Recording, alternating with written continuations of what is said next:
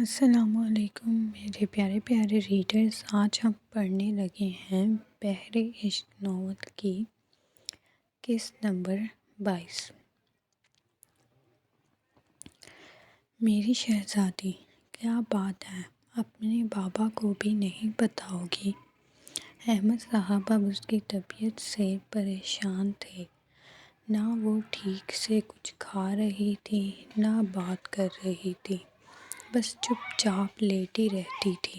کوئی بات نہیں ہے، میں ٹھیک ہوں، آیت بوجھل لہجے میں بولتے اٹھ بیٹھی۔ اچھا، آج بڑے شاہ کے گھر تقریب ہے، میرے ایک ساتھی کی بیٹی کی شادی تھی۔ ویسے تو وہاں وہ صرف مالی ہے، لیکن بڑے شاہ نے خود ساری تقریب کی ذمہ داری اٹھائی ہے، اپنے ہی گھر سے رخصت کروائیں گے اس کی بیٹی کو۔ چلو تم بھی اٹھ جاؤ، شادی میں شرکت کرو گی تو دل بہل جائے گا۔ وہ جو بیزاری سے ان کی تعریفیں سن رہی تھی، آخری بات پر پھر سے چادر میں غروب ہوئی۔ مجھے نہیں جانا، وہ تو کبھی مر کر بھی اس حیوان کے گھر کا رخ نہ کرتی۔ اس کا مطلب ہے تم میری پیاری بیٹی نہیں ہو، تبھی میری بات نہیں مان رہی۔ وہ افسردہ سے اس کی چارپائی سے اٹھ کھڑے ہوئے۔ بابا رکیں، وہ منہ بنائے اٹھ بیٹھی۔ ہو رہی ہوں میں تیار، اور میں ہی آپ کی پیاری بیٹی ہوں اور کوئی نہیں۔ وہ غصے سے بولتے باتھ روم کی طرف بڑھ گئی۔ احمد صاحب اس کی معصومیت پر مسکرائے۔ اس نے نہانے کے بعد اپنے گیلے بال سکھائے۔ الماری کھولتے وہ اپنے کپڑے دیکھنے لگی۔ کچھ سوچتے اس نے فیروزی رنگ کا سادہ سا پیروں کو چھوتا فراک نکالا، جس کے دامن پر سلور رنگ کا کام تھا۔ فراک پہنتے اس نے اوپر ہم رنگ حجاب کرتے اپنے بالوں کو چھپا لیا۔ کلائیوں میں سلور رنگ کی ہی چوڑیاں پہنتے اس نے سلور ہی سینڈل نکالے، جن کی ہیل نہ زیادہ لمبی تھی نہ چھوٹی۔ میک اپ کے نام پر اس نے محض مسکارا لگاتے ہلکی گلابی لپسٹک لگا لی۔ اتنی سی تیاری میں ہی وہ دمک اٹھی تھی۔ ماشاءاللہ، میری بیٹی واقعی کسی شہزادی سے کم نہیں ہے۔ احمد صاحب نے اسے دیکھتے ہی اس کی نظر اتاری، جس پر وہ جھیپ سی گئی۔ میرے بابا جان بھی کسی سے کم نہیں ہیں، وہ انہیں پرفیوم لگاتے اترائی تو وہ ہنس دیے۔ اچھا چلو بھائی، ورنہ دیر ہو جائے گی۔ احمد صاحب گاڑی ساتھ لائے تھے، انہیں راستے سے کچھ سامان بھی اٹھانا تھا۔ گاڑی بلیک ولا کے سامنے رکی تو آیت نیچے اتری۔ اس کے ایک ہاتھ میں کلچ تھا، جبکہ دوسرے ہاتھ میں وہ بیگ پکڑی ہوئی تھی جس میں گفٹ تھا۔ وہ اس اونچی عالی شان عمارت کو دیکھتے ہی حیران تھی۔ تو وہ اس گھر میں رہتا تھا، ایسے گھر میں اس کے گھر جیسے 20 گھر آرام سے پورے آ سکتے تھے۔ میں یہ سب کیوں سوچ رہی ہوں؟ وہ خود کو ڈپٹتے گیٹ کی جانب بڑھ گئی، جہاں سے مہمان آ جا رہے تھے۔ وہ سیدھا لان میں چلی آئی، جہاں سجاوٹ کی گئی تھی۔ ایک طرف اسٹیج بنی تھی جہاں دلہن کو بٹھایا گیا تھا، مردوں کے لیے الگ جگہ تھی جو یہاں سے دکھائی نہیں دیتی تھی۔ اس نے سب سے پہلے اسٹیج پر جاتے دلہن کو مبارکباد دی اور پھر ایک ٹیبل پر آ بیٹھی۔ بس اب وہ یہاں سے ہلے گی بھی نہیں، تاکہ اس حیوان کی تو شکل بھی نہ دیکھنی پڑے۔ وہ دل ہی دل میں تہیا کر چکی تھی، لیکن قسمت کو شاید کچھ اور ہی منظور تھا۔ تبھی پاس سے گزرتے بچے کا پیر اس کے فراک میں اڑا اور اس کے ہاتھ میں موجود کولڈ ڈرنک کا گلاس سیدھا آیت کا دامن بھگو گیا۔ سوری، مجھ سے غلطی سے ہو گیا۔ بچہ شرمندہ سا اپنی جیب سے ٹیشو نکالتے اسے پکڑا گیا۔ کوئی بات نہیں، غلطی انسانوں سے ہی ہوتی ہے۔ آیت بنا برا مانے اپنی فراک صاف کرنے لگی، لیکن داغ بے حد نمایاں تھا۔ چلیں، میں آپ کو واش روم تک چھوڑ دیتی ہوں، آپ وہاں اپنا ڈریس صاف کر لینا۔ آیت جو پریشان سی اپنے کپڑے دیکھ رہی تھی، ایک میڈ کے مشورے پر ہاں میں سر ہلاتے اس کے ساتھ چل دی۔ آپ مجھے کہاں لے کر جا رہی ہیں؟ گھر کے اندر داخل ہوتے وہ کچھ ہچکچائی۔ وہ سامنے گیسٹ روم ہے، آپ وہاں کا واش روم استعمال کر سکتی ہیں۔ میڈ اسے بتاتے واپس چلی گئی۔ آیت کچھ دیر کھڑی سوچتی رہی، لیکن ان کپڑوں کے ساتھ سب کے سامنے بھی نہیں بیٹھ سکتی تھی۔ تبھی دروازہ کھولتے وہ اندر داخل ہوئی۔ سب سے پہلے اس نے اپنا اسکارف اتارتے اس کے داغ صاف کیے، اسے ایک سائڈ پر رکھتے اب وہ اپنا فراک صاف کر رہی تھی۔ ایلیان بیزار سا دروازہ کھولتے اندر داخل ہوا۔ لیٹ آنے پر ابھی اسے تازہ منان سے ڈانٹ پڑی تھی اور حکم ملا تھا کہ فوراً چینج کرتے فنکشن میں شامل ہو۔ اس کے کپڑے میڈ نے نیچے گیسٹ روم میں ہی تیار کر کے رکھ دیے تھے تاکہ اسے اوپر نہ جانا پڑے۔ اس نے ایک نظر سامنے بیڈ پر پڑے 3 پیس سوٹ پر ڈالی۔ وہ ایک ایک کرتے اپنی شرٹ کے کھولنے لگا۔ جب واش روم کا دروازہ کھلا، آیت نے ڈریسنگ پر ڈرائر پڑا دیکھا تھا جسے لینے کی غرض سے وہ باہر نکلی تھی۔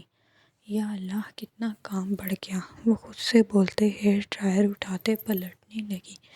جب نظر سامنے آئینے میں پیچھے کھڑے ایلیان شاہ پر پڑی جو اسے پتھر کی مورت بنے دیکھ رہا تھا، اس نے پہلی مرتبہ آیت کو یوں دوپٹے کے بغیر دیکھا تھا۔ نظر بے اختیار اس کی پتلی کمر سے ہوتے جوڑے میں بندھے بالوں پر اٹک گئی۔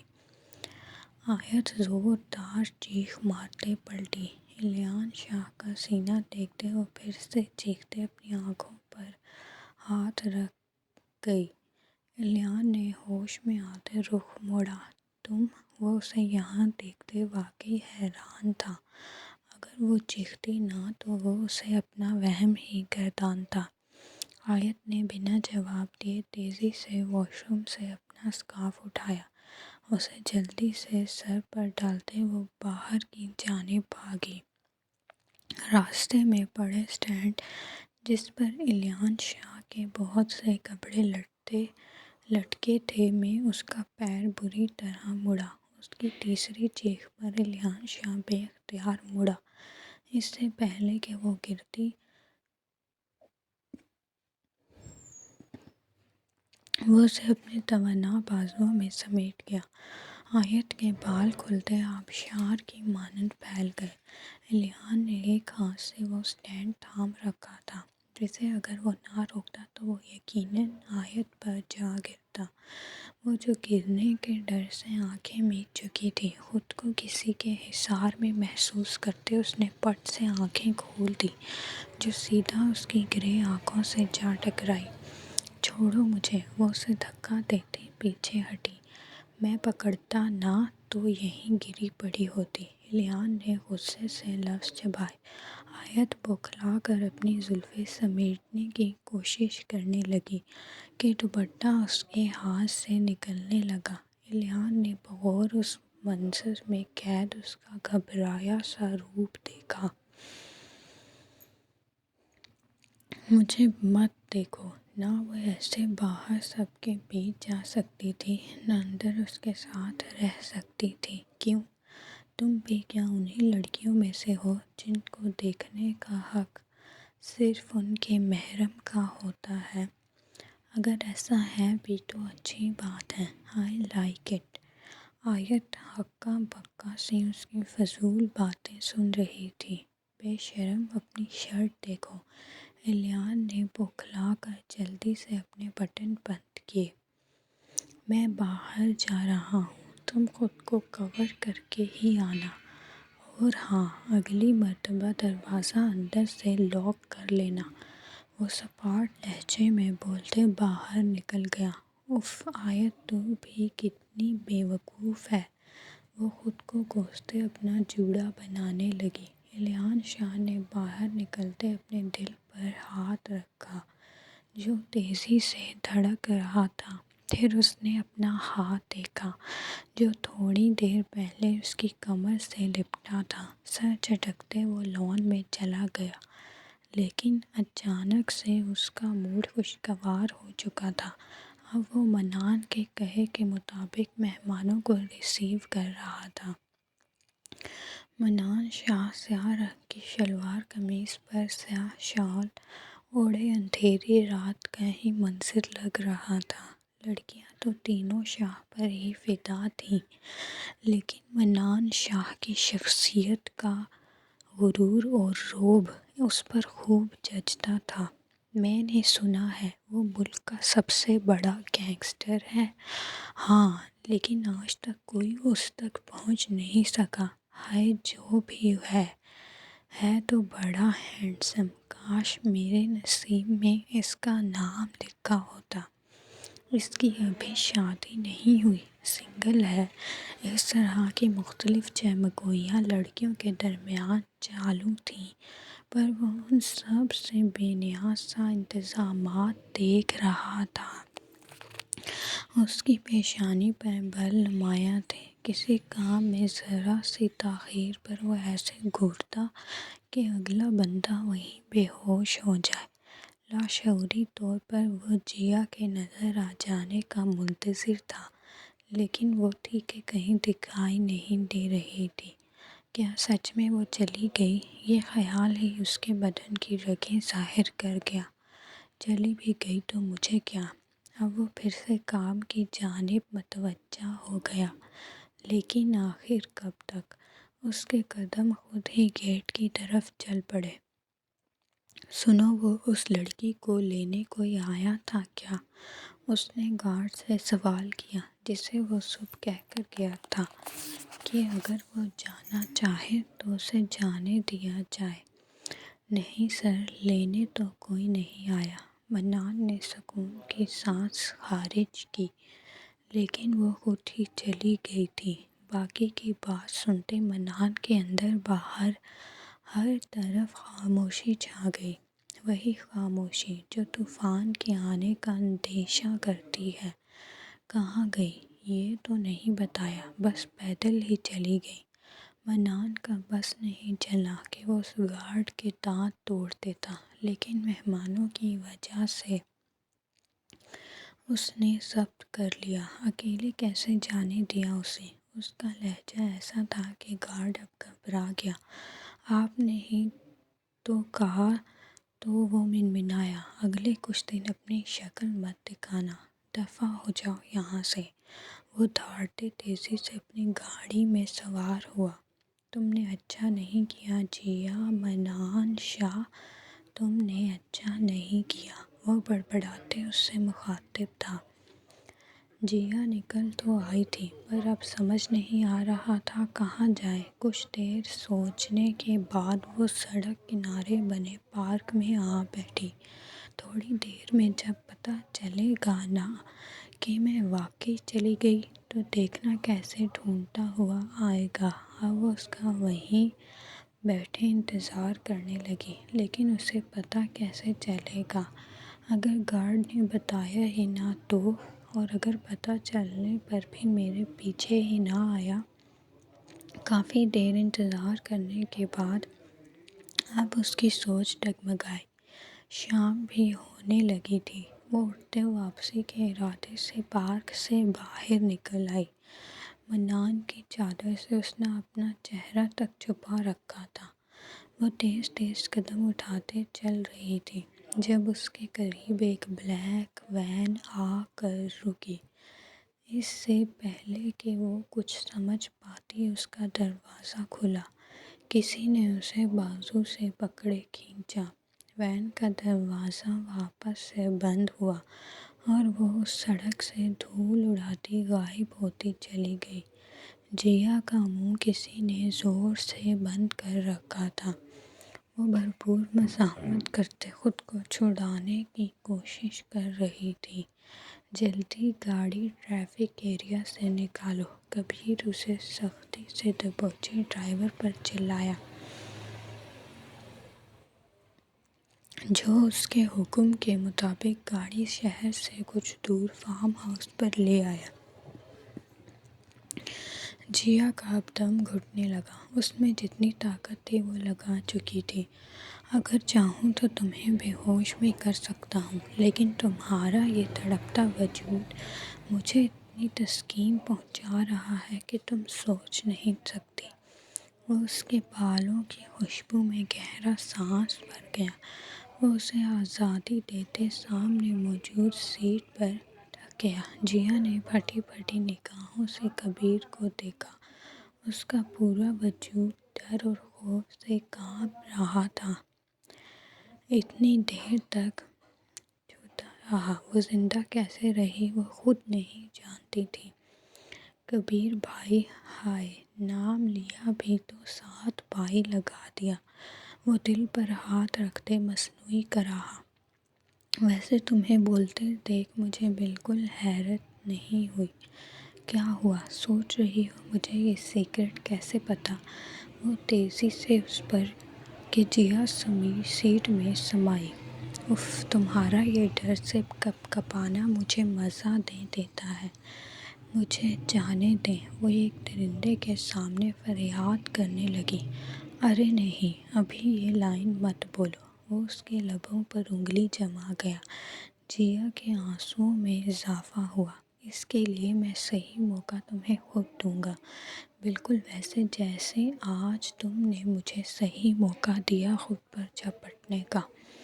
وہ جیا کے بال سے دبوچ گیا کہ وہ درد سے حلق کے بل پر وہ بنا اثر لیے وین سے اترتے ہوئے فارم ہاؤس کے اندر لے گیا۔ جیا کی رگڑ کھاتے پھٹنے لگی۔ سرخ رنگ گدلا ہوتا چلا گیا۔ وہ فرش پر پیر تڑپ رہی تھی، مگر وہ بنا اس کی طرف دیکھے اسے جا رہا تھا۔ اسے لاؤنج میں لا کر کبیر اس کی حالت پر ہنس دیا۔ تم ایک دلچسپ شکار ہو، اس مینال کی طرح بورنگ نہیں۔ وہ اپنا فون کھولتے ویڈیو آن کر گیا۔ فون کو ٹھیک سے سیٹ کرتے اس نے ٹیبل پر رکھا۔ جیا اب باقاعدہ ہچکیاں بھر رہی تھی۔ یہ میں تمہارے اس سو کالڈ شوہر کو بھیجوں گا۔ جیا اس کے ارادے بھانپ چکی تھی۔ وہ ہمت کرتے اٹھ کر بھاگی، مگر کبیر نے اسے 2 قدموں میں جا لیا۔ نہ میری بلبل، اتنی جلدی کیا ہے؟ ابھی تو میں تم سے بدلہ لوں گا۔ ہائی، ایک تو تم اس سکندر کی بہن ہو جس سے میں بچپن سے نفرت کرتا ہوں۔ کیا ہے نا، ہر بات میں میرا باپ اس سے میرا مقابلہ کرنے لگ جاتا تھا۔ چڑ تھی مجھے اس سے، تبھی میں نے اس کی بیوی کو پٹا لیا۔ بیچارہ کسی کو منہ دکھانے کے قابل نہیں رہا۔ کبیر کس کے جیا سے لگائے اس کے کان میں زہر گھول رہا تھا۔ اور پھر وہ منان، اسے تو میں نے بہت پہلے ہی ماہرہ خان اور اپنے باپ کے ساتھ مل کر برباد کیا تھا، اور اس کھیل میں تم نے بھی تو کتنا اہم کردار ادا کیا تھا۔ جیا نے نفرت سے اس کے منہ پر تھوکا۔ کبیر نے اسے اس کے منہ پر جھڑ دیا کہ وہ اوندھے منہ فرش پر جا گری۔ تیری اتنی ہمت! تجھے ایسا سبق سکھاؤں گا، یاد رکھے گی۔ وہ جیا کے وجود پر لپٹی دور پھینک گیا۔ جیا نے اسے وحشت سے دیکھا جو اس کی جانب بڑھ رہا تھا۔ پسینے سے اس کا پورا وجود تر ہوا۔ لائک کریں، کمنٹ کریں اور سبسکرائب کرنا نہ بھولیں۔ تو یہ تھی آج کی قسط نمبر 22۔ شکریہ۔